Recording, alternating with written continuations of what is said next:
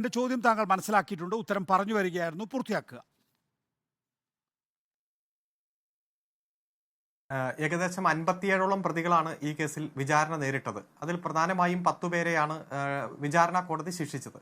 ഇപ്പോൾ പ്രതികൾ കൊടുത്ത അപ്പീല്, അതുപോലെ തന്നെ വെറുതെ വിട്ട പ്രതികൾക്ക് എതിരായിട്ടുള്ള അപ്പീല്, അതുപോലെ ശിക്ഷ വർദ്ധിപ്പിക്കണമെന്നുള്ള ആവശ്യം ഉന്നയിച്ചുള്ള അപ്പീല്, ശ്രീമതി കെ രമ കൊടുത്ത അപ്പീല്, അതുപോലെ ഇൻവെസ്റ്റിഗേഷൻ ഓഫീസർക്കെതിരെ ഈ കേസിലെ പ്രതി കൊടുത്ത അപ്പീലടക്കം ഏകദേശം 8ഓളം അപ്പീലുകളാണ് ഹൈക്കോടതി വിശദമായിട്ടുള്ള വാദം കേട്ട് വിധി പറയുന്ന സാഹചര്യം ഉണ്ടായത്. ഇതിൽ ഏറ്റവും ഇതുവരെ ചരിത്രത്തിൽ, ക്രിമിനൽ കേസുകളുടെ ചരിത്രത്തിൽ ഇല്ലാത്ത തരത്തിലുള്ള ഒരു വിധിന്യായം എന്നതിനെ സൂചിപ്പിക്കുന്നത്, കേസ് അന്വേഷിച്ച ഇൻവെസ്റ്റിഗേഷൻ ഓഫീസർ ഉണ്ടാക്കിയ കള്ള തെളിവുകളെ കുറിച്ച് കൃത്യമായി അന്വേഷണം നടത്താൻ ഉത്തരവിട്ടിരിക്കുകയാണ്. അത് സെക്ഷൻ 340 CRPC അനുസരിച്ച് ഇൻവെസ്റ്റിഗേഷൻ ഓഫീസർ തന്നെ ഉണ്ടാക്കിയ കള്ള തെളിവ് ഹൈക്കോടതിയുടെ ഡിവിഷൻ ബെഞ്ച് കയ്യോടെ പിടികൂടി ജുഡീഷ്യൽ ഫസ്റ്റ് ക്ലാസ് മജിസ്ട്രേറ്റ് കോടതിയുടെ കസ്റ്റഡിയിലിരുന്ന പ്രതി, ആ പ്രതി മറ്റൊരു സ്ഥലത്ത് 60 കിലോമീറ്റർ ദൂരെ അതേ സമയത്ത് ചെയ്തതായിട്ടുള്ള മറ്റൊരു പ്രവൃത്തിയെക്കുറിച്ച് ഇൻവെസ്റ്റിഗേറ്റിംഗ് ഓഫീസറും അതുപോലെ RMBയുടെ തന്നെ ഒരു നേതാവായിട്ടുള്ള പ്രമോദും മറ്റൊരാളും ചേർന്ന് ഉണ്ടാക്കിയ ഒരു ഡോക്യുമെന്റിനെ തുടർന്ന് അതുവരെ കണ്ടെത്തി ഒരു അപ്പീൽ വിശദമായി വിചാരണ നടത്തിയ കോടതി തന്നെ വീണ്ടും തെളിവെടുപ്പ് നടത്താൻ കുറിച്ച് ഇൻവെസ്റ്റിഗേഷൻ ഏജൻസിക്ക് നേതൃത്വം കൊടുത്ത ഉദ്യോഗസ്ഥനെതിരെ അന്വേഷണം നടത്താൻ ഉത്തരവിട്ടിരിക്കുകയാണ്. അപ്പോൾ അത്തരത്തിലുള്ള ഇൻവെസ്റ്റിഗേഷൻ ഏജൻസിയുടെ ഉദ്യോഗസ്ഥന്മാരടക്കം കണ്ടെത്തിയ തെളിവുകൾ വച്ചുകൊണ്ടാണ് ഈ ട്രയൽ കോടതി ആയാലും ബഹുമാനപ്പെട്ട ഹൈക്കോടതി ആയാലും ഈ അപ്പീൽ മുന്നോട്ട് പോയത്, വിചാരണ മുന്നോട്ട് പോയത് എന്നും നമുക്ക് കാണാൻ കഴിയും. അതുകൊണ്ട് ഇവിടെ ഏതെങ്കിലും 1-2 പ്രതികളെ കൂടുതലായി ശിക്ഷിച്ചു, അവർക്കെതിരെ കുറ്റം കണ്ടെത്തുന്ന സാഹചര്യം ഉണ്ടായി എന്ന് വെച്ച് ഇതിൽ CPM ആണ് ഇതിന് പിന്നിൽ, CPMലേക്ക് എത്തേണ്ട സാഹചര്യമില്ല. കാണിച്ചതുപോലെ തന്നെ 2 പ്രതികളെ ഗൂഢാലോചന കേസിൽ ശിക്ഷിക്കുന്നു എന്ന് പറയുമ്പോൾ ഈ 2 പ്രതികൾ ആരാണ്? ഒഞ്ചിയം ഏരിയ കമ്മിറ്റി മുൻ അംഗം കെ കൃഷ്ണൻ, അത് തെങ്ങിൻ പൂക്കുല പോലെ ചിതറുമെന്ന് പ്രസംഗിച്ചയാളാണ് ശിക്ഷിക്കപ്പെട്ടിട്ടുള്ള ഒരാൾ. രണ്ടാമത്തേത് കുന്നോത്തുപറമ്പ് മുൻ ലോക്കൽ കമ്മിറ്റി അംഗം ജ്യോതി ബാബു, അദ്ദേഹത്തിനും ഗൂഢാലോചനയിൽ പങ്കാളിത്തമുണ്ട് എന്ന് കോടതി കണ്ടെത്തിയിരിക്കുകയാണ്. അതുമാത്രമല്ല, 1 മുതൽ 5 വരെയുള്ള പ്രതികൾക്കും പിന്നെ 7ാം പ്രതിക്കും ഇതിൽ ഗൂഢാലോചനയിൽ കൂടി പങ്കാളിത്തമുണ്ട് എന്നുള്ളത് കൊണ്ട് തന്നെ ശിക്ഷ അക്കാര്യത്തിൽ വിധിക്കാനും ഇരിക്കുകയാണ്. നോക്കൂ, അതല്ല വിഷയം. ഇവിടെ വിഷയം എന്താണ്?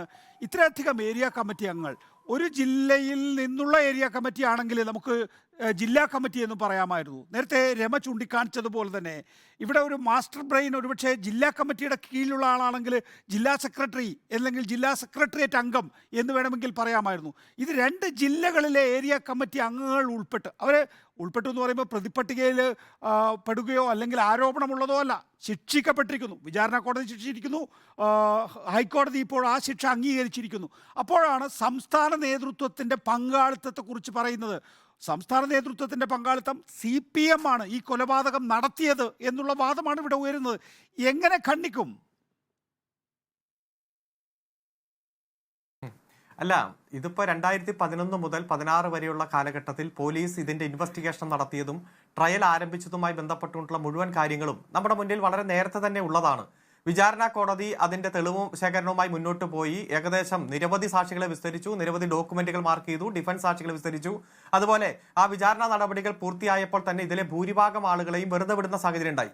അപ്പോൾ എന്തുകൊണ്ടാണ് മോഹനൻ മാസ്റ്റർ അടക്കമുള്ളവർക്കെതിരെ ഒരു തെളിവുമില്ല എന്ന് കണ്ടെത്തി വിചാരണ കോടതി വെറുതെ വിട്ടത്? ഇപ്പൊ ഹൈക്കോടതി തന്നെ വിശദമായി മാസങ്ങൾ വാദം കേട്ടല്ലോ ഈ കേസ്. ആ സമയത്ത് പോലും ശ്രീ മോഹനൻ മാസ്റ്റർ അടക്കമുള്ളവർക്കെതിരെ ഉന്നയിക്കപ്പെട്ട ആരോപണം തെളിവ് ഒന്നുമില്ല, ഒരു തരത്തിലും വിശ്വസിക്കാൻ കഴിയില്ല എന്ന് ബോധ്യപ്പെട്ട് വെറുതെ വിടുന്ന സാഹചര്യം ഉണ്ടായി. അപ്പോൾ ഏതെങ്കിലും തരത്തിൽ ഉന്നത ഗൂഢാലോചന ഉണ്ടായിരുന്നുവെങ്കിൽ, ആ തെളിവുകളിൽ ഏതെങ്കിലും സത്യസന്ധത ഉണ്ട് എങ്കിൽ അത് ഹൈക്കോടതി കണ്ടെത്തുന്ന ഒരു സാഹചര്യം നമ്മുടെ മുന്നിൽ ഉണ്ടാകുമായിരുന്നു. അപ്പോൾ ഇവിടെ ആകെ സംഭവിച്ചത് 2 പ്രതികളെ കൂടി കുറ്റം കണ്ടെത്തുകയാണ് ഹൈക്കോടതി ചെയ്തത്. അപ്പൊ അതിൽ ഏറ്റവും കൂടുതൽ സാക്ഷികളുടെ മൊഴി വിശ്വസിച്ചത് RMBക്കാരായിട്ടുള്ള സാക്ഷികളും അതുപോലെ RSSകാരുമായിട്ടുള്ള സാക്ഷികളാണ്. ഇതിൽ ജ്യോതി ബാബുവിന്റെ, ഇപ്പൊ പ്രതിപട്ടികയിൽ കുറ്റക്കാരനെന്ന് കണ്ടെത്തിയിരിക്കുന്ന ജ്യോതി ബാബുവിന്റെ സഹോദരനെ RSSകാർ തന്നെ കൊലപ്പെടുത്തിയതാണ്. അവിടെ RSSുമായി നിരന്തരമായിട്ടുള്ള ഫൈറ്റിംഗ് നടത്തുന്ന ഒരു വ്യക്തി എന്ന രൂപത്തിൽ അദ്ദേഹത്തിനെതിരെ തെളിവ് കൊടുത്തിരിക്കുന്ന മുഴുവൻ ആളുകളും RSSന്റെ പ്രവർത്തകരാണ്, അതുപോലെ RMBയുടെ പ്രവർത്തകരാണ്.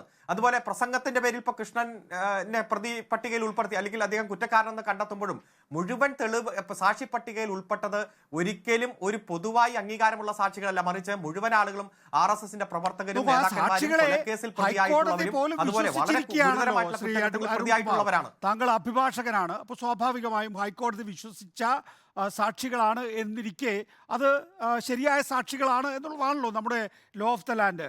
ഇവിടെ ഞാൻ നേരത്തെ ചൂണ്ടിക്കാണിച്ച വസ്തുതകളൊക്കെ ഉണ്ട്. അതിനപ്പുറത്തേക്ക് നോക്കൂ, ഈ പ്രതികൾക്ക് ഒളിത്താവളം നൽകിയതാരാണ്? CPM അല്ലേ? ഈ പ്രതികൾക്ക് നിയമസഹായം നൽകിയതാരാണ്? CPM അല്ലേ? ഈ പ്രതികൾക്ക് അനധികൃതമായ രീതിയിൽ ജയിലിൽ പരോൾ നൽകിയതാരാണ്? CPM അല്ലേ? അങ്ങനെ പരോൾ നൽകിയത് കൊണ്ടല്ലേ ഇവർ പിന്നീടും ജയിലിലേക്ക് നിന്ന് പുറത്തിറങ്ങി ഇവർ കൊട്ടേഷൻ കേസുകളിൽ പ്രതിയാകുകയും വീണ്ടും അവർ കുറ്റകൃത്യത്തിൽ ഏർപ്പെടുകയും ചെയ്തിട്ടുള്ളത്? ആ പ്രൊട്ടക്ഷൻ ഉള്ളത് കൊണ്ടല്ലേ?